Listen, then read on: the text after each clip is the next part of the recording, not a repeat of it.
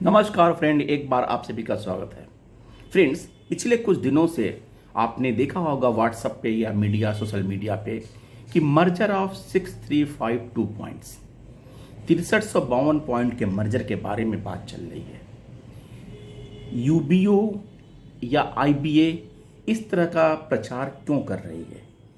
आपको पता है कि यूपीओ और आईबीए की करनी और कथनी में जमीन आसमान का फर्क है, इसलिए हमें अभी वेरी केयरफुल होना होगा।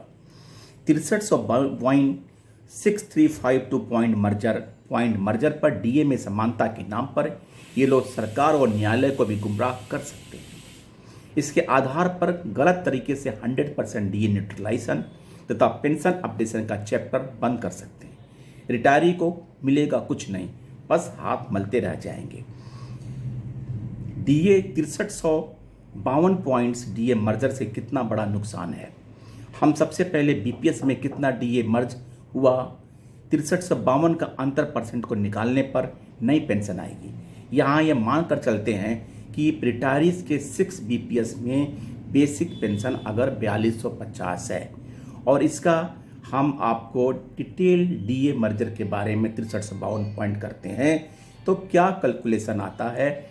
उसमें 6 bipartite, 7 bipartite, 8 bipartite, 9 bipartite and 10 bipartite और उसके हिसाब से क्या डीए परसेंटेज होता है। New basic as per the merger of the 6352 point, suppose basic pension of the 6 PPS is ₹4250।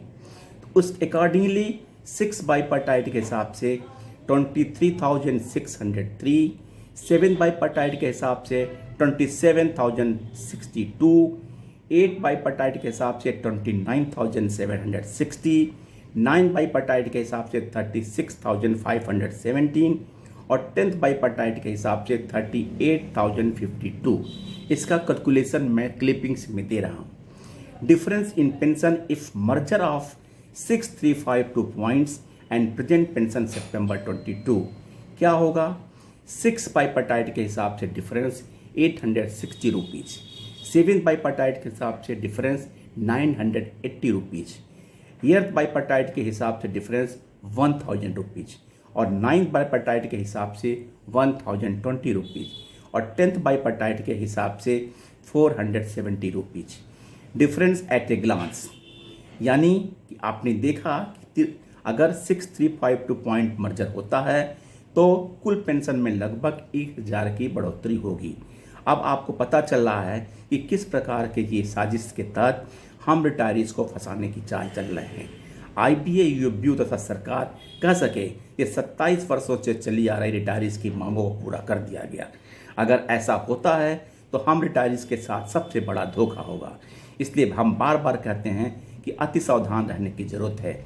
यदि यूबीओ और आईबीए इतनी ही हमारी हितैषी है तो आरबीआई फार्मूला को लागू करने में क्यों हिचक रही है? इसलिए इनके कथनी और करने में फ़र्क है। हमें इन पर विश्वास करना बड़ा ही मुश्किल है। गवर्नमेंट को केवल एक ही और एक आरबीआई फार्मूला को अडॉप्ट करने की ज़रूरत है ताकि पेंशन अपडेशन का रास्ता एकदम सही और सटीक हो सके। थैंक यू फ्रेंड्स, नमस्कार।